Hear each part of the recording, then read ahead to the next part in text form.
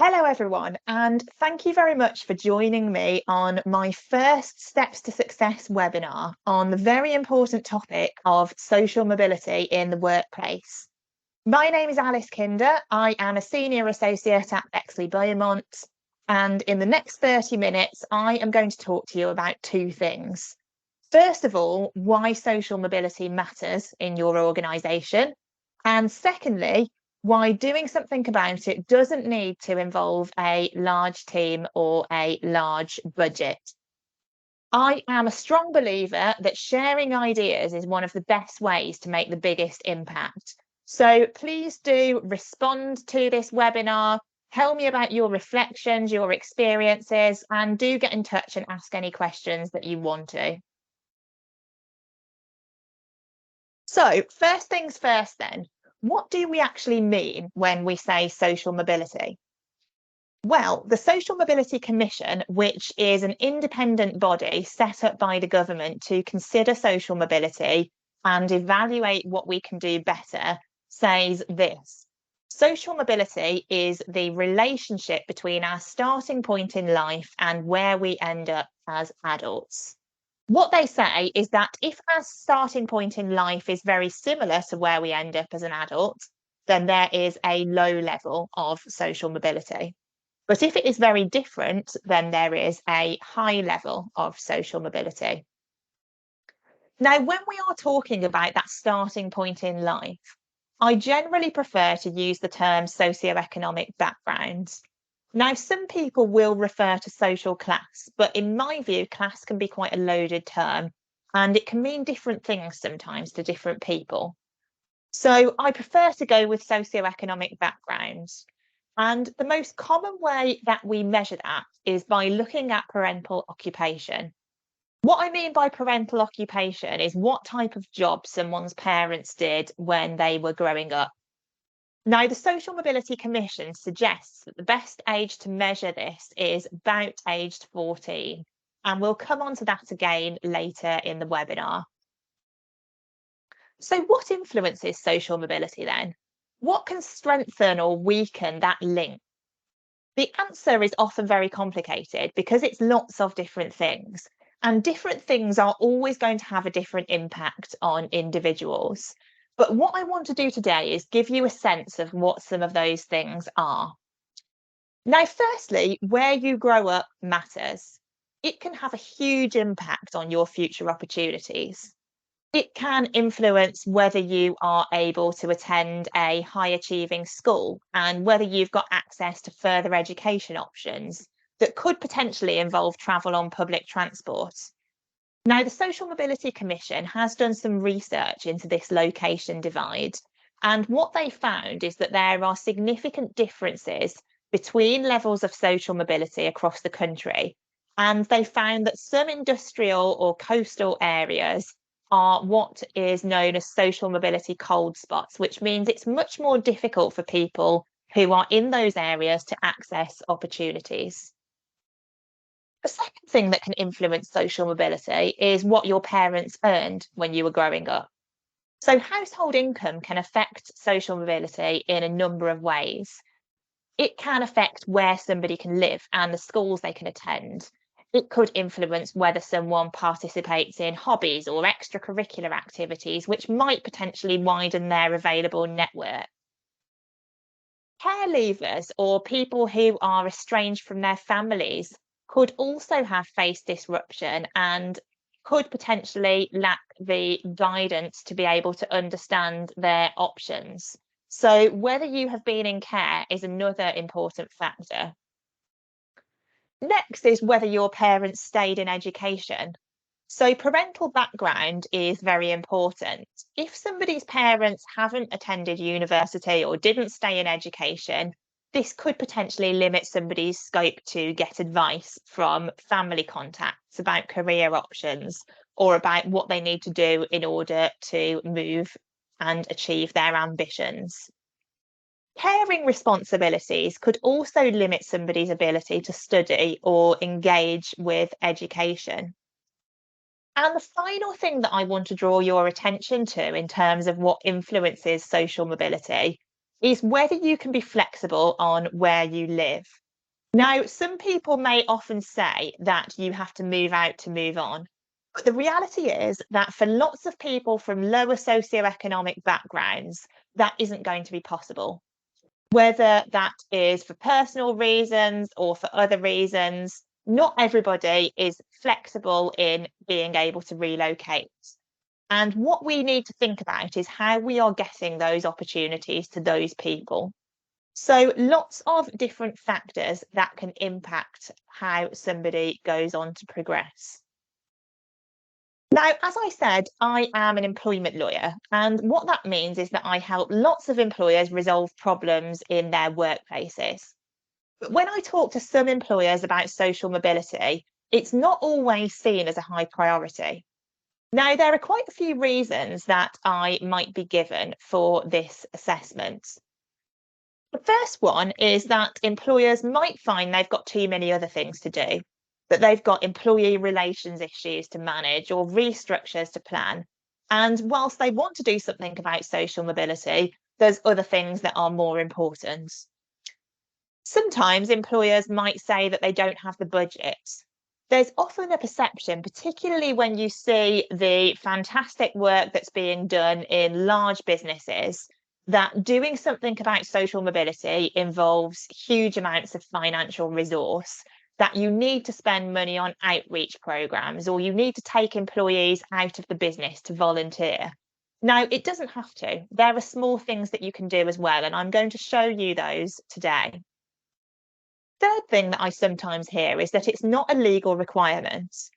Now, anybody listening that is familiar with employment or equality law will know that the Equality Act sets out 9 protected characteristics on which it is unlawful to discriminate. Socioeconomic background, rightly or wrongly, is not one of them.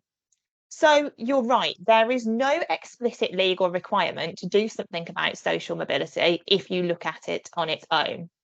But the problem is that quite often it doesn't come on its own. What the research consistently shows is that individuals with another protected characteristic who also come from a low socioeconomic background will often suffer more disadvantage than those that don't. Now, for example, taking the legal profession, there was a report a couple of years ago from an organisation called the Bridge Group, which showed that ethnicity and gender often combine with socioeconomic background to actually widen inequalities in rates of progression in law firms. So, quite often, social mobility issues can be wrapped up in other areas of equality law. And what that could mean is that if you are facing potential issues with socioeconomic background, that there could be other areas of discrimination involved as well. The next thing that sometimes I hear is that employers don't know what to do. And I agree that sometimes this is a fair point. There's a huge amount on the internet about social mobility, why it's important, why people need to be doing something about this. But sometimes that doesn't always tell you the practical things. It doesn't tell you what you need to put in that letter or that policy. So if that's something that you need guidance with, then do come and talk to me and I am happy to help. Final one is this, that sometimes employers will say social mobility isn't relevant to our business. We've already got a diverse workforce, or we already employ lots of people without degrees. But the reality is that social mobility is relevant to every business. Now, the benefits of other areas of diversity, gender, ethnicity, are well recognised by employers. And I think work being done in diversity and inclusion is growing day by day. Now, in my view, socioeconomic diversity is no different. And the reason I say that is because there is a business case for having more diverse teams. It is consistently shown that having diverse teams with diversity of thought who come to the table with different ideas, different perspectives, that will often give employers competitive advantage. It will mean that they can thrive in their business goals, and it will mean that they can attract and retain the best talent. So if you don't take notice of social mobility, you could very well be missing out on the talent that would be helping your business to thrive. And I'm going to show you now why that might be. So I'm going to tell you a story now about a business. This is a fictional business, but it's based on some adverts that I have seen online. Now, the business I'm going to talk about has recently had some investment and has grand plans for growth. And it's looking for three new individuals to join a marketing team to help win new customers and achieve new goals. Now, one of the managers in this business has done some research. They've had a look at the job adverts online, they've looked at some examples, and they've written one which they share on LinkedIn. And the managers are pretty happy with this. It covers all bases, it sets out what the job is and what is required. So there are three people then who see this job advert and are interested by it. The first is somebody called Fran. Now, Fran never enjoyed school. She shared a room with her sister. She never really had anywhere to study, and it just wasn't for her. And as soon as she was old enough, she went and got a job. She wanted to get herself out into the workplace. So she's worked in another small business for the last 7 years. She's done all sorts of operations roles, and now she manages the social media accounts. Now, on the face of it, Fran would probably seem somebody that the manager would like to interview. The second person that sees this advert is somebody called Emily. Now, Emily's had a lot to juggle over the last few years. She's just finished a part-time business degree whilst being a single parent to two children who are aged 3 and 5. But as well as doing that, she has started to run an Instagram page on behalf of her cat, and she's managed to get 5,000 followers. And her page has got so much profile that a couple of pet companies have even approached her and sent her some of their products to promote. So, on the face of it, Emily might be somebody the manager would want to speak to about a marketing role.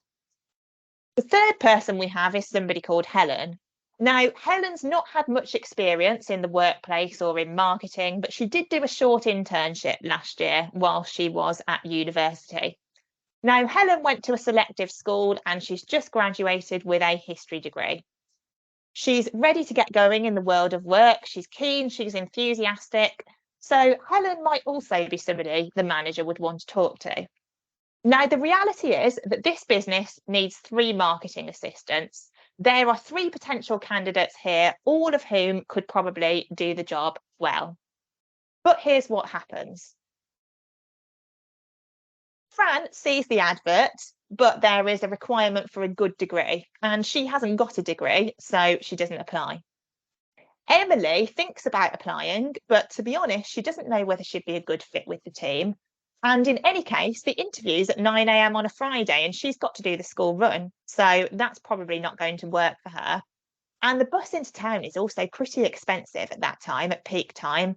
So she thinks, great opportunity, that would be really interesting, but not going to work for me. So she doesn't apply. So this business could have had three excellent candidates for their marketing role, but they were only left with one, Helen. So what went wrong? Why is this? Now, the answer is not because they didn't have a diversity and inclusion team. It's not because they didn't spend lots of money on outreach. The reason is down to the wording of one job advert. So let's take a look at it in a bit more detail. The first thing you might notice that I have highlighted is the language. Now, this business has said that they want high-flying, polished person who is a good fit with the existing team. Now, it's worth bearing in mind that this is a growing team. This isn't a team that is established. So whether or not we need somebody that is a good fit with an existing team is potentially questionable. But being a good fit with the team is listed as an essential requirement. Now, for somebody who doesn't have many connections in this profession or this industry and might not know what a good fit means or what that's referring to, it could potentially reduce confidence and it could be off-putting for somebody. The same goes with language like high flying and polished individuals. That's not always going to be clear. So rather than saying we are looking for high flying people and polished people, How about saying we are looking for hardworking and enthusiastic people with potential? And if you don't know what that means, don't worry, we're good at spotting potential. The second thing that I flagged here is around the experience. Now, the first point to note here is that this role is advertised as a marketing assistant, reporting in to the marketing director. Now, what that means is that it is a junior role. So I would question whether for a junior role, you need solid experience of marketing strategies, or do you just need enthusiasm, aptitude, and a willingness to learn? Is it essential that this person has a degree for the role? Now, there will always be some roles in some businesses where a degree in a relevant subject may be helpful, and in some cases, it might be essential. But in this case, for this type of role, alternative experience would probably suffice. Because the reality is that qualifications can sometimes exclude applicants who, for whatever reason, haven't been able to obtain them, but who could still thrive in an organisation. So take our example candidate of Fran, who has had lots of experience in operations, in marketing type jobs, but doesn't have many formal qualifications. In this case, that probably doesn't mean that she can't do the job well.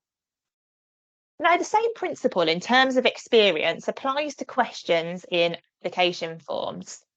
Now, questions which ask individuals to refer to particular experiences could also create a barrier for people who haven't had that specific opportunity.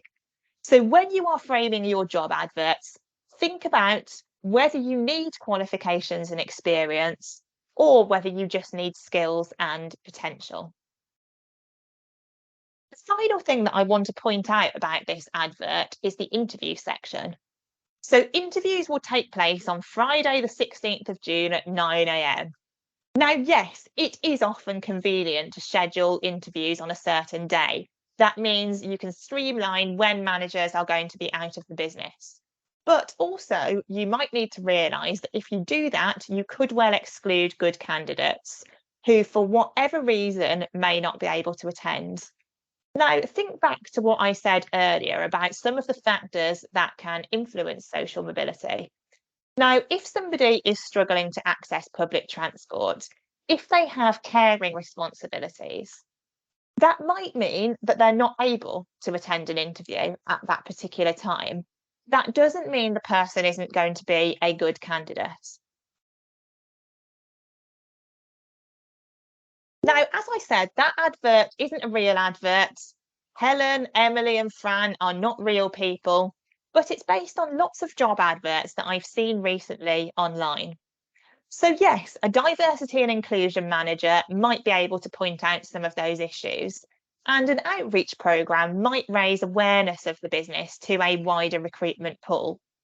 But now, hopefully, you have seen that reflecting on the wording of your job adverts and how you recruit might also have the same effect. That spending lots of money doesn't have to be the answer. So, here are my three whats of recruitment, leading on from that job advert. If you are an employer who wants to improve social mobility, I would suggest that you ask yourself these three questions before you advertise any job. First of all, what is the job? What is it specifically that you want this person to do? Now, make sure that your language is inclusive and that it avoids ambiguous words. Secondly, what skills do you actually need? So, focus here on potential and experience and skills rather than particular qualifications. And when I'm talking about experience, what I am saying is that you can get experience in different ways. That having done a particular job may not necessarily be the essential requirement for succeeding in this role. For example, if you've had a part time retail job, you might have got experience and skills which could help you, even if it isn't directly relevant to the industry. The third what of recruitment is what advertising platforms are available.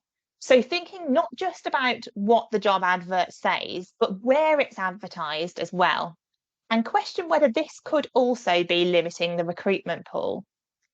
Now, if you care about diversity, inclusion, social mobility, make sure you say so on your recruitment web pages. So be clear about the type of organisation you are, the support that will be offered. So that is one thing. But the other thing is that many employers will focus on social media or particular universities as avenues into entry level recruitment. I said that this particular business advertised on LinkedIn, but not everybody from a lower socioeconomic background will be able to access every medium. So they might not know the importance of having a LinkedIn account or other social media account for professional purposes. And they might not have had the time to engage with a career service or have even been to university. So be inclusive about how you advertise and where you advertise. Couple of words then finally on the interview process, which are very simple. First of all, assume nothing. So if you were interviewing all three of those candidates, don't assume somebody will know much about how an interview operates or how they're going to be assessed. So make sure that you are specific about your expectations, from everything as to how they might get there, as how they might actually get into your particular part of the building. The second thing is that transparency is key. So make sure you are clear on what's going to happen during the interview and, if possible, give some guidance on how the assessment might be conducted. Now, if you'd like some practical guidance, something more detailed on inclusive interview processes, then do get in touch, and it's something that I'm very happy to talk about. Some tips then for after hiring. There are two words that I would say: reconnect and reflect.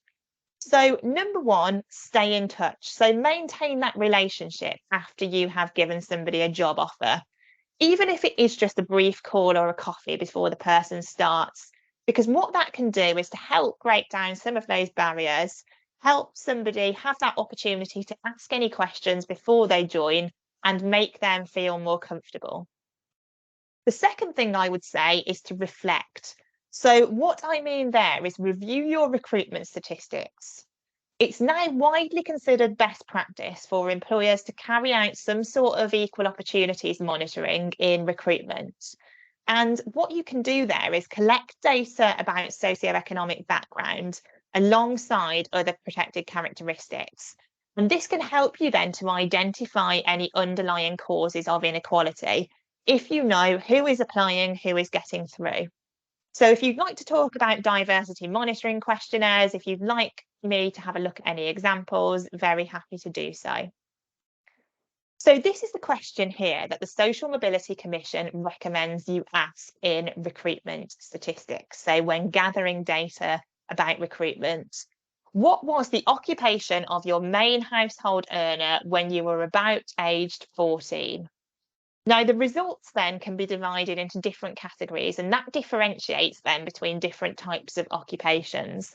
And that can tell us something then about somebody's background and what the relationship is between background and success in your particular process. So we've talked a lot today about recruitment, but the important thing is that social mobility is relevant at three stages. Recruitment is only one of them, and social mobility doesn't stop at the recruitment stage. So I've showed you some things that you can do to help make your recruitment processes more inclusive. But what we also need to make sure we do is that making sure that employees from all backgrounds are welcomed when they join the workplace and that they're given equal opportunities to progress. Now, hiring a diverse pool of talent won't mean that an organisation is truly inclusive. We've also got to make sure that the organisation is inclusive in terms of what it looks like and feels like when somebody joins that workplace and wants to progress. So do stay tuned for that conversation because I'm going to talk about it more at a later stage. As you might have gathered, this webinar coincides with Social Mobility Day, which runs on the 15th of June every year. Social Mobility Day exists to promote wider conversations about social mobility and to encourage action that brings about positive change. Now, this year's theme is simple: to speak more. So, my final message is to do just that. Talk about what you're doing, share ideas, collaborate with your peers, listen and learn, and always remember that, as the proverb says, every 1,000-mile journey begins with the first step. Taking those first steps towards making a difference can be one step on the pathway to huge successes. So, thank you very much for tuning in. That is all from me today. You've probably learned from today that I like to talk about all things social mobility and all things employment law. So if you'd like to see more of that, then please do follow my LinkedIn page in particular. I share lots of content which hopefully will be useful. And if you've enjoyed that webinar, if there is anything you'd like to discuss, or if you've got suggestions for other topics that you'd like to hear about, then please do send me an email or pick up the phone. There's also a very handy QR code on the screen, which, if you scan it, will add my details into your phone book as well, just to make it that little bit easier.